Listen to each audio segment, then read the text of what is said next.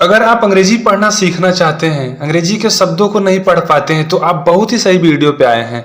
So guys, मैं आप लोगों को इतना सरल से सरल करके अंग्रेजी के शब्दों को पढ़ाऊंगा कि आप लोग जब भी अंग्रेजी के शब्द में जाएंगे, अंग्रेजी के शब्दों को पढ़ने के लिए जाएंगे, तो आप बहुत ही अच्छे से, बहुत ही कम समय में अंग्रेजी के शब्दों को पढ़ पाएंगे।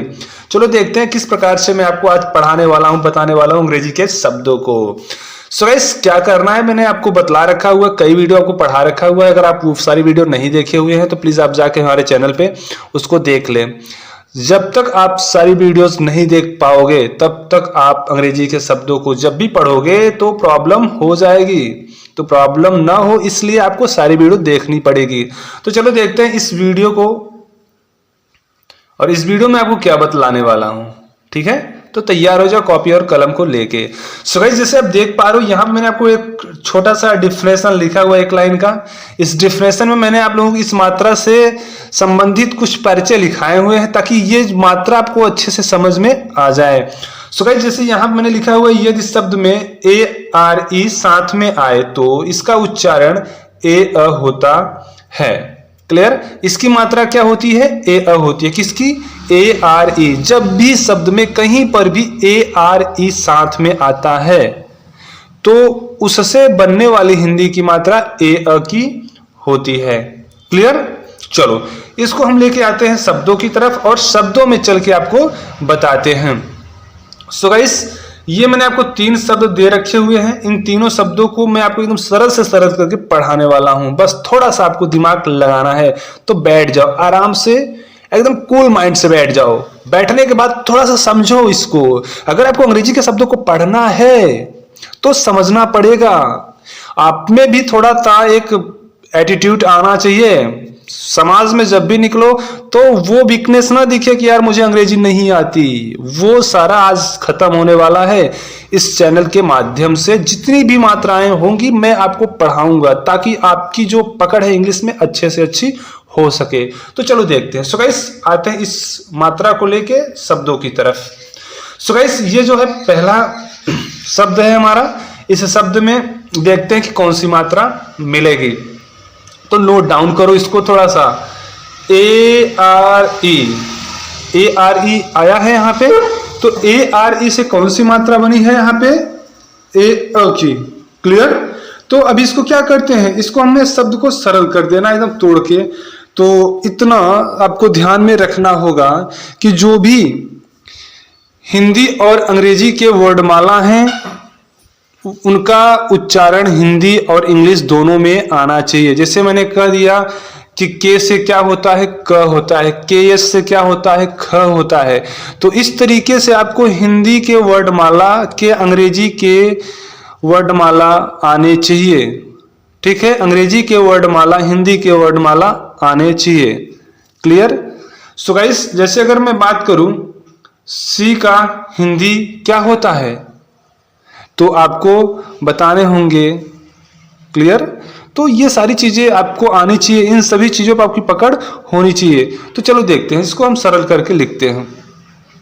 तो यहां पे हमने सी का क बना दिया। मैंने एक वीडियो में आपको पढ़ा रखा हुआ है, बता रखा हुआ है कि सी का उच्चारण कौन कौन से होते हैं। उसको अगर आपको जानना है तो आप उस वीडियो पे जाओ और उसी के पूरे उच्चारण को अच्छे से समझो। ठीक है? तो यहां पे हमने सी का क बनाया। क्लियर? ARE से कौन सी मात्रा होती है? अभी जस्ट मैंने आपको बताया ARE से ए की मात्रा बनती है। क्लियर? अब उसके बाद हमें ये देखना है कि ये ए की जो हिंदी की मात्रा बनी ये अंग्रेजी के अक्षरों से मिलके बनी है। तो इन अक्षरों में क्या सभी वॉवेल के अक्षर हैं? तो आपने देखा यहाँ पे ARE में एक कॉन्सोनेंट का अक्षर है जो कि आर है।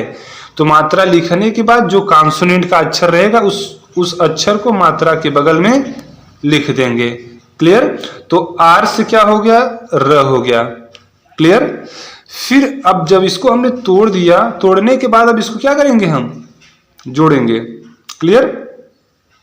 चलो जोड़ते हैं। सो गाइस, ये जो हिंदी की 2 मात्राओं वाली अक्षर है, अब इस मात्रा को हमें अब उसके आगे वाले अक्षर पे लिखना है। तो भाई दोनों मात्राओं को हम क पे तो नहीं लिख पाएंगे, तो जो अक्षर पहले मिलेगा हम उसकी मात्रा लिख देंगे और दूसरे वाले को जस का तस रहने देंगे। तो ए का मात्रा हमने यहाँ क पे लिख दिया के और अ को जस का तस और र, तो क्या हो गया केयर। क्लियर? ठीक है, समझ पाए जी। उसके बाद आते हैं दूसरे वाले शब्द की तरफ। दूसरा वाला शब्द को भी पढ़ते हैं सरल करके। डी से क्या हो गया? ड हो गया। ए आर ई से क्या हो गया? ए अ हो गया। अब ये ए आर ई से ए अ की मात्रा बनी। इस मात्रा को बनाने में 3 अक्षर हमें लगे हैं, ए आर ई। तो इसमें एक कॉन्सोनेंट का अक्षर है, तो मात्रा बनाने के दौरान अगर अंग्रेजी का कॉन्सोनेंट का अक्षर लगा हुआ है तो मात्रा लिखने के बाद हमें उस कॉन्सोनेंट के अक्षर को मात्रा के बगल में लिख देना होगा। तो यहाँ पे हमने यहाँ पे लिख दिया क्या? र। ठीक है, आर से क्या हो गया? र। अब इसको हमने क्या कर दिया? तोड़ दिया। अब इसको क्या करेंगे? हम जोड़ेंगे। तो फिर वही प्रोसेस होता है, कहानी होती है कि भाई हम 2 अक्षरों वाली ये मात्रा है तो हम दोनों को ड पे नहीं लिख पाएंगे, तो जो अक्षर पहले मिलेगा हम उसकी मात्रा लिख देंगे और दूसरे वाले को जस का तस रहने देंगे।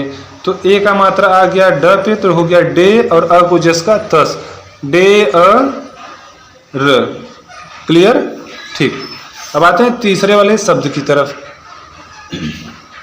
सो गाइस यहाँ पे हमने लिख दिया यस यच से स, ए आर ई से ए अ, और फिर यहाँ पे ये कॉन्सोनेंट र अक्षर है, तो मात्रा लिखने के बाद जो कॉन्सोनेंट का अक्षर होगा उसको क्या कर देंगे? हम बगल में लिख देंगे। तो यहाँ पे हमने क्या कर दिया? र को लिख दिया। ठीक। अब इसको क्या करते हैं? इसको हम जोड़ देते हैं। तो यहाँ पर भी 2 भाई अक्षरों वाली मात्रा है ना, ये मतलब ये जो है ये हिंदी की अक्षरों वाली ये मात्रा है। तो हम क्या करेंगे? पहले वाले का मात्रा लिख देंगे, दूसरे वाले को जस का तस रहने देंगे। तो ये हो गया से और। ठीक। इसको क्या पढ़ेंगे? शेयर। इसको क्या पढ़ेंगे? डेयर। इसको क्या पढ़ेंगे? केयर। तो इस तरीके से आपको अंग्रेजी के शब्दों पे पकड़ बनानी है। अगर आपको हिंदी और अंग्रेजी की दोनों मात्राओं पे अच्छी पकड़ है तो आपकी अंग्रेजी अच्छी हो जाएगी। तो मैंने आज काफ़ी समय से ये सोच रहा था कि यार कुछ समाज में एक नया परिवर्तन किया जाए, एक नया बदलाव किया जाए। तो ये बदलाव अंग्रेजी के क्षेत्र में काफ़ी अच्छी है। अगर आपकी अंग्रेजी कमज़ोर है तो आप अपनी अंग्रेजी को अच्छा बना सकते हो ये सारी मात्राएं पढ़ने के बाद।